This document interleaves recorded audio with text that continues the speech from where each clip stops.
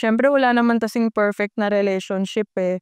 Ano kasi ko outgoing ako na tao. So, kung anong meron diyan, edi go, laban. Eh kung mag-isa, I'll touch myself na lang. Joke.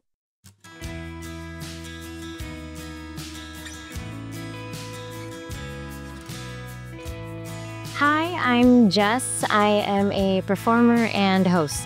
Hi, I'm Nika and I'm a singer-songwriter. Hi, I am Princess Aninyon. I am a CRM analyst. Nasa LDR relationship ako. Nasa ibang bansa siya ngayon. Nagkakalala kami noon sa lugar nila kasi naging judge ako ng singing contest. So, inad niya ako sa FB. Tapos, doon na kami nag-start. So, yun, nag-chat-chat niya na siya sa akin, nagpapakyut na, nangangamusta. Tapos, lagi niya akong kinakantahan sa phone, nagsisend siya. Ang nasa isip ko noon, kung gusto kong magka-jowa, dapat yung professional, yung may pangarap sa buhay, ganun. Ganun, parang, hindi ko naman siya ginajudge, pero ganun ko kasi siya tignan dati. Parang tambay, parang ano lang. Kaya, hindi ko naman ina-expect na siya pala yung magugustuhan ko. Noong 2018 kami nagkakilala, pero naging magjowa kami noong 2022 na. We met in school. I just don't remember the specific instance. We met in school. I watched her in a show. We were acquaintances for most of college. Tapos, nagkita lang kami ulit like mga, I think 5 years later, we sat at a friend's wedding. Like, we had a common friend who asked us individually to sing. And then, so we sang together, and then that's when we kind of reconnected. Sa October, we were 10 years na kaming naging. Bago pa lang kami parang kakasagot ko pa lang sa kanya, iniwan ko siya. So, nagbakasyon ako pa uwi sa probinsya namin sa Jensan.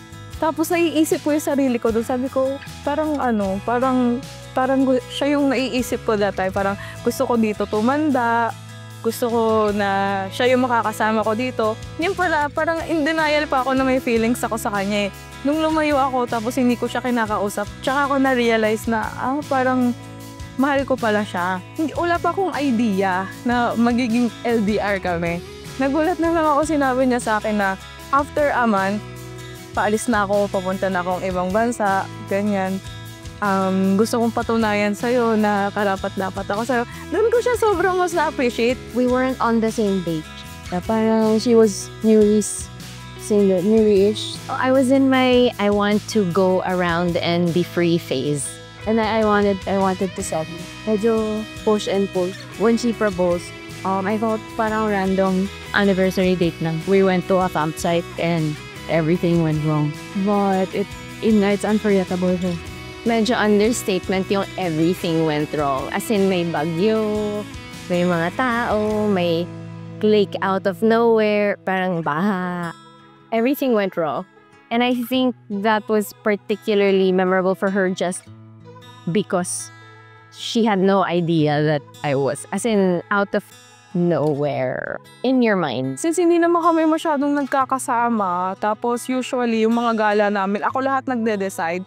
Isang beses last year, Feb 14 din yan, hindi ko makakalimutan. Sa dati niyang pinagtatrabahuhan, dinala niya ako doon. Tapos hindi ko ina-expect kasi hindi ako yung tipo, hindi ako materialistic. Na-shock ako, tapos may dala-dala siyang flowers, tapos dinala niya ako sa restaurant. Sobrang na-appreciate ko yun. Syempre, kapag LDR, video call na lang talaga, kiss-kiss na lang sa screen. Diba? Wala naman kaming ibang magkakwentuhan na lang kami kung anong nangyari sa buong araw namin. Kapag may mga problema ba na na-encounter, ganyan. Meron tayong levels of date eh. So, meron kaming errands date.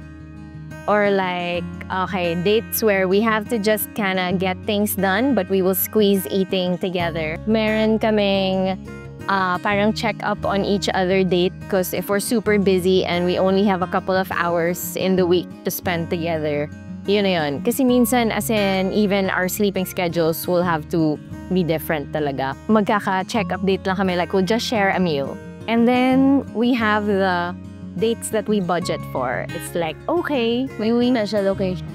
Or not even it. Parang, hey, we want to try this place. Ang ginawa kasi ng jowa ko, ang kinuha niyang schedule pang umaga. Ngayon, parehas lang kasi tayo ng oras sa kanila dun sa Miami eh. So kung kunyari alauna dito, sa kanila alauna din. Pero madaling araw sa atin hapon. Literal na yung kay Jaira Lim, yung dito ay umaga at dyan ay gabi. Ganon. Honestly, I think that's always a struggle because especially with our work, which is ever evolving, that always has to go under some sort of negotiation or revisiting. And I think we really try to be open about it. Like one of us will say na, can we date? Or can we go on a trip? That sort of thing. Or we give each other a heads up na parang, okay, this week is gonna be hell week for me, or this is hell month for me, or we try to kind of set each other's expectations. A joint calendar helps. I think kasi personally, people change talaga a lot. 10 years is a long time for someone to be stagnant. So I think just personally, like, I always joke na para siyang may software updates. And I have to relearn things about her because there's stuff about her that keeps changing and evolving. Yeah, so parang kung may SOP na, we have to keep updating. So we have to kind of communicate about that. And yun nga, parang even getting into the relationship, we never had this idea that, we would never change. That was always on the table. We will change. We just have to figure out how to kind of change together.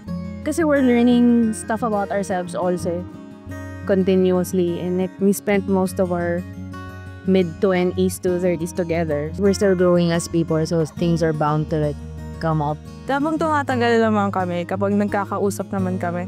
Mas nakikilala ko din siya. Hindi naman kailangan palaging magkasama kayo para makilala niyo yung ugali ng isa't isa. Okay na sa akin yung may panahon kami. And ganun talaga sa LDR. Kailangan mag-sacrifice. I learned that it's a lot of compromise. Because you're one personality and you're essentially going to integrate yourself into another personality, and things are bound to clash because you like things a certain way and they like things a certain way. So for you to for the relationship to thrive, you have to make in the middle talaga sometimes. Yeah. Parang you take turns depending on the headspace of the person na parang kung sino yung masusunod or sino yung mag-a-adjust. So parang it's never 50-50 Lihira. It's give and take talaga. So, and it's not gonna be a fair situation all the time. Because sometimes one person will need more than the other. Throughout the relationship, never niya akong inaway, never niya akong tinagsabihan ng masama. Kaming dalawa kasi kapag ganyan, kung may problema kami or may mga mapagdaanan kaming sabay na hindi maganda, pag-uusapan na lang namin. Pag-uusapan namin na sa susunod, ganito na lang yung gawin natin. Inaayos naman namin na sabay. Hindi kami yung, actually sa aming dalawa nga, ako lang yung, yung nagger sometimes. Yung mabilis magalit, mabilis mag-decide. Kaya siya, sobrang kalmado na niya lang. Tapos, hindi siya nakikipagsabayan sa akin ng galit, ng inis. I mostly listen to, when she had a bad day. Sometimes, I think, she doesn't need solutions. She just needs someone to listen to and someone to give her a hug and say that it's gonna be okay. I think one of the earlier things that we had to figure out is sometimes when the other person is really low, you have to figure out if they want solutions or comfort. Minsan solutions, minsan comfort and solutions. Hence software updating.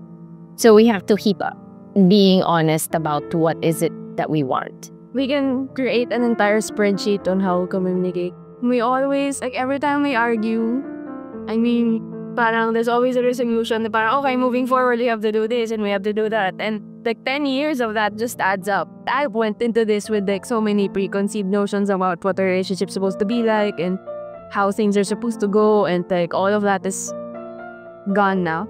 I think relationships are different. Parang some people really just don't fight and that works for them. Some people argue a lot, like we do. But I think the important thing is you're both on the same page in the sense na you're both choosing to stay.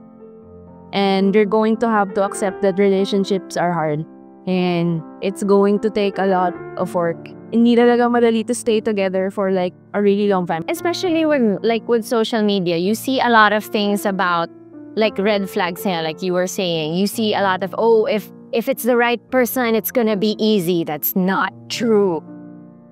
It is not. Because can you imagine, you meet someone in your, 20s, 30s maybe, and then for majority of your life, you can't expect the same person to be the same. Because that's gonna be like, 40 years of holding someone to the person that they were in their youth. Sabay kami na nag-grow. Ayun yung gusto kong mangyari sa aming dalawa. Minsan kasi talaga hindi pantay yung pag-grow. Minsan talaga may lalagapak. So, anytime may isa sa amin na ready na sumalo, ready kaming saluhin yung isa't isa. Ready kaming turuan ng ready kaming matuto sa mga lessons everyday sa buhay namin. More people need to learn that relationships are hard and love is hard. Like, love isn't... And love goes away. Like, it's fun, but it's not easy. Like, because I mean, there are couples who hear about it's so easy with us, everything is good, and it's not like that. I mean, good for them. Yeah. But not all couples are that, and not all relationships are like that. So if you're in a relationship that's not like that, that doesn't mean you have a bad relationship. It's just different. Huwag niyong madaliin na maghanap ng love life, lalong-lalo na kapag bata pa kayo. Kasi it takes time, and kung para sa'yo talaga yung tao, ibibigay naman sa'yo. Ako lang hindi ko nga rin na-expect Sabi ko, kung medyo, kasi kailan lang kami 3 years, diba? So, nag-ano talaga ako, nag-dating up talaga ako dati. Tapos hindi ko akalain na taga sa amin lang pala yung magiging jowa ko. Ang dami ko pang pinagdaanan muna Dati nga, naalala ko nung bumili ako ng bahay na yon. Isa lang ako, wala akong jowa. Pero hindi ko akalain na pag tumagal, may makakasama pala ako bumuo sa pangarap na meron ako. Akala ko mag-isa lang ako. Ayun, hindi pala ganun. May darating at darating pa. Kapag nag-aantay ka and kung desidido ka sa bagay na gusto mo. And it takes time. Honestly, if you're looking for love, you have to make sure to love yourself first. I know that's so cliche, but it makes things so much easier once you're able to at least be aware of the baggage that you're bringing. Because everybody has some form of baggage. And if you're able to appreciate yourself, you're less likely to harm the other person with your own insecurities. Because that happens Yeah, but I don't think, that doesn't necessarily mean like people who don't love themselves yet are not love. It's more of, it makes the process of finding someone smoother. I think early on, parang it was easy for us to have an ideal sort of thing. And then after a while, you really just have to break that.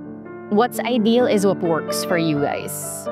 And that might not be what you see in movies, or it might not be what you read in books.